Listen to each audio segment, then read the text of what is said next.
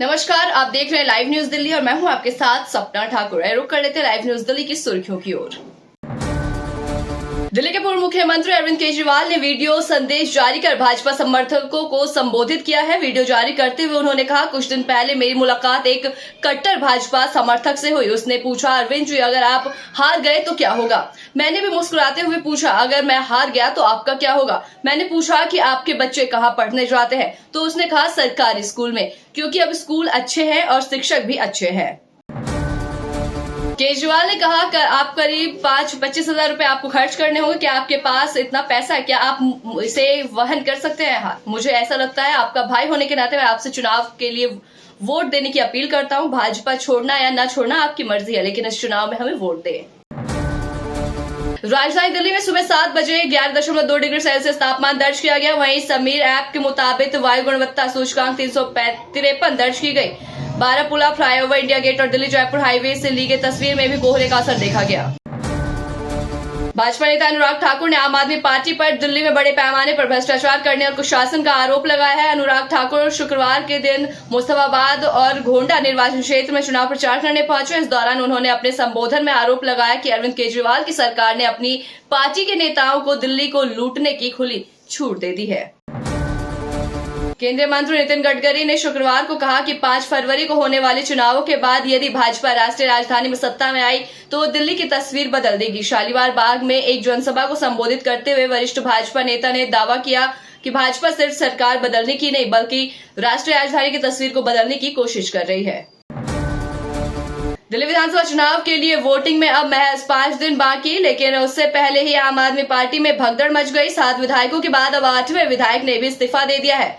मादीपुर से आम आदमी पार्टी के विधायक गिरीश सोनी ने इस्तीफा दे दिया है। इससे पहले अब तक 7 विधायक इस्तीफा दे चुके हैं। कुल 8 विधायकों ने इस्तीफा देने से पार्टी के लिए नई मुसीबतें खड़ी हो गई हैं। मुस्तफाबाद में एक चुनावी रैली को संबोधित करते हुए कांग्रेस सांसद प्रियंका गांधी वाड्रा ने लोगों से दिल्ली में कांग्रेस की सरकार बनाने की अपील की। उन्होंने कहा कि संविधान ने भारत के लोगों को वोट देने का अधिकार दिया है। आम जनता, प्रधानमंत्री, राजनेता और बाकी सभी को ये अधिकार है। ये वोट सरकार चुनने का अधिकार देता है। इस वोट के जरिए देश और संविधान को मजबूत किया जा सकता है। मुंडगांव विधानसभा सीट से निर्दलीय प्रत्याशी और जेल में बंद गैंगस्टर नीरज बवाना के मामा रामवीर शौकीन के कार्यालय में तेज रफ्तार कार घुस गई। इस हादसे में रामवीर शौकीन घायल हो गए। पुलिस ने इस घटना के बारे में जानकारी दी। पूरी घटना सीसीटीवी कैमरे में कैद हो गई। इसमें देखा जा सकता है कि कार सवार एक बाइक को बचवाने के लिए अपना रास्ता बदलता है। दिल्ली विधानसभा चुनाव में सियासी ड्रामा खत्म होने का नाम नहीं ले रहा। आम आदमी पार्टी के नेता अरविंद केजरीवाल के यमुना में जहर वाले बयान पर घमासान मचा हुआ है। चुनाव आयोग ने अरविंद केजरीवाल के बयान पर नोटिस जारी किया था, जिसके बाद दिल्ली के पूर्व मुख्यमंत्री चुनाव आयोग के दफ्तर पहुंचे थे। दिल्ली में मुख्य मुकाबला आम आदमी पार्टी, भाजपा और कांग्रेस के बीच चुनाव के सामने आते ही सभी राजनीतिक दल वोटर्स को अपने पाले में लाने के लिए कोशिश में लगे हुए हैं। और इस बीच भारत के प्रधानमंत्री नरेंद्र मोदी ने दिल्ली के अलग अलग विधानसभा क्षेत्रों के लोगों के नाम चिट्ठी लिखी है। पीएम मोदी ने इस चिट्ठी में वोटर्स से भाजपा के उम्मीदवारों को वोट देने की अपील की है। दिल्ली एनसीआर में दिन में धूप निकल रही है और सुबह शाम ठंड में कमी आई है। मौसम विभाग के अनुसार दिल्ली में 72 घंटे बाद बारिश होगी और तापमान में गिरावट भी दर्ज की जाएगी। बारिश और तापमान में गिरावट की वजह से सर्दी लौट सकती है। मौसम विभाग ने अगले 2 दिनों यानी कि 1 फरवरी के बाद से मध्यम कोहरा रहने का अनुमान लगाया है। 3 फरवरी को दिल्ली में बारिश का अनुमान लगाया। दिल्ली चुनाव में कांग्रेस ने भी अपनी पूरी ताकत झोंक दी है। बादली में जनसभा को संबोधित करते हुए राहुल गांधी ने आम आदमी पार्टी और बीजेपी पर जमकर निशाना साधा। राहुल गांधी ने कहा कि कुछ साल पहले अरविंद केजरीवाल आए थे, मुझे याद है वो बिजली के खंभे पर चढ़ गए थे, छोटी सी गाड़ी में घूमते थे। आज वही केजरीवाल ऑटोमेटिक गाड़ी में चलते हैं, शीश महल में रहते हैं। दिल्ली विधानसभा चुनाव के लिए अब प्रचार अभियान अंतिम चरण में है और ऐसा माहौल में आपसे नाराज 8 विधायकों ने एक साथ पार्टी को छोड़कर जनता में ये संदेश देने की कोशिश की है कि आम आदमी पार्टी में सब कुछ ठीक ठाक नहीं है। इन विधायकों में से अधिकतर ने जिस तरह से पार्टी के शीर्ष नेतृत्व पर भ्रष्टाचार सहित अन्य तरह के आरोप लगाए, जिससे चुनावी माहौल में एक संदेश देने की कोशिश की गई है, जिससे आम आदमी पार्टी के खिलाफ लोगों में एक धारणा बन सके। राजनीति के जानकारों का मानना है कि मतदान से ठीक पहले चुनाव प्रचार में इस तरह के प्रयोग होते रहे हैं और इसका मकसद केवल किसी भी दल के प्रति धारणा बनाना होता है कि जिससे मतदाता को प्रभावित किया जा सके, मगर ज़रूरी नहीं कि ऐसे प्रयोग कारगर भी साबित हो। बहरहाल अब देखना ये होगा कि इन विधायकों द्वारा पार्टी छोड़ने का चुनाव पर कितना असर पड़ता है। यहाँ गौर करने वाली बात यह है कि जिन विधायकों ने पार्टी छोड़ी है उन सभी का इस बार टिकट कट गया था और यहाँ तक कि उनकी सीटों से चुनाव लड़ रहे प्रत्याशी भी उन्हें अपने साथ नहीं ले रहे थे। सूत्रों की माने तो संगठन ने चुनाव मैदान में उतरे प्रत्याशियों से इस बारे में विचार किया था कि जिन विधायकों का टिकट कटा है उन्हें भी साथ में लेकर प्रचार करें, मगर चुनाव मैदान में उतरे प्रत्याशियों ने ऐसा करने को उचित नहीं बताया था। उनका मानना था कि जब चुनाव आपके राष्ट्रीय संयोजक अरविंद केजरीवाल के नाम पर लड़ा जा रहा है तो इन लोगों को घर बैठा देना ही उचित रहेगा। दूसरा, प्रत्याशियों द्वारा पूर्व विधायकों को साथ में ना लेने का कारण ये भी था कि इन्हें लेकर जनता में नाराजगी भी है।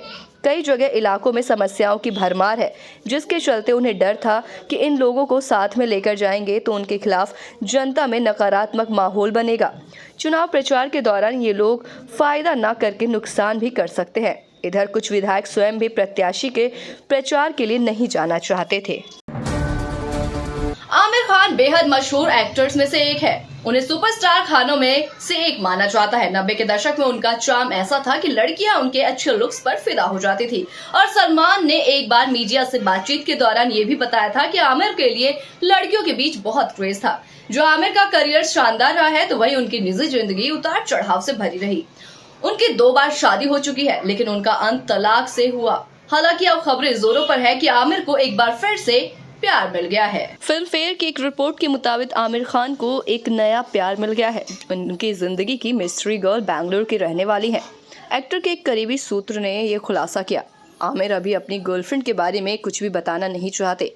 हालांकि सूत्र ने पुष्टि की है कि आमिर बढ़ते रिश्ते को लेकर सीरियस है, क्योंकि उन्होंने अपनी इस फ्रेंड को अपने पूरे परिवार से मिलवाया है और मुलाकात भी अच्छी रही है। सूत्र के हवाले से कहा गया, आमिर की मिस्ट्री पार्टनर बेंगलुरु से हैं। हमें उनकी निजता का सम्मान करना चाहिए और निजी जानकारी उजागर नहीं करनी चाहिए। लेकिन मैं आपको बता सकता हूं कि आमिर ने हाल ही में उस लेडी को अपने पूरे परिवार से मिलाया था। मुलाकात बहुत अच्छी रही थी। वहीं आपको बता दें कि इससे पहले जो आमिर से उनकी तीसरी शादी को लेकर पूछा गया कि क्या वो तीसरी बार शादी करने की प्लानिंग कर रहे हैं, तो उन्होंने कहा था, मैं अब 59 साल का हूँ, मैं दोबारा कहाँ शादी करूँगा, मुश्किल लग रहा है। अभी मेरी लाइफ में बहुत सारे रिश्ते हैं। मैं अपने परिवार, अपने बच्चों के साथ फिर से जुड़ गया हूँ। मैं उन लोगों के साथ रहकर बहुत खुश हूँ जो मेरे करीबी हैं। मैं एक बेहतर इंसान बनने की दिशा में काम कर रहा हूँ। आमिर खान की पहली शादी 1986 में रीना दत्ता से हुई थी और बाद में 2002 में वो अलग हो गए। लेकिन वे अपने 2 बच्चों आयरा और जुनैद के लिए साथ में हमेशा बने रहे। बाद में आमिर खान और किरण राव को एक दूसरे से प्यार हो गया। कुछ वर्षों की डेटिंग के बाद दोनों ने 2005 में शादी कर ली। वहीं आपको बता दें कि दोनों का एक बेटा भी हुआ। 11 साल के रिश्ते के बाद आमिर और किरण ने अलग होने की घोषणा कर दी थी। देश में तमाम छोटी बड़ी खबरों से जुड़ने के लिए देखते रहें लाइव न्यूज दिल्ली और अपनी खबरें दुनिया तक पहुंचाने के लिए हमारी वेबसाइट www.livenewsdelhi.com पर संपर्क करें। नमस्कार। अभी सब्सक्राइब करें हमारे चैनल लाइव न्यूज दिल्ली को और साथ में बेल आइकन दबाना ना भूलें। Live news Delhi.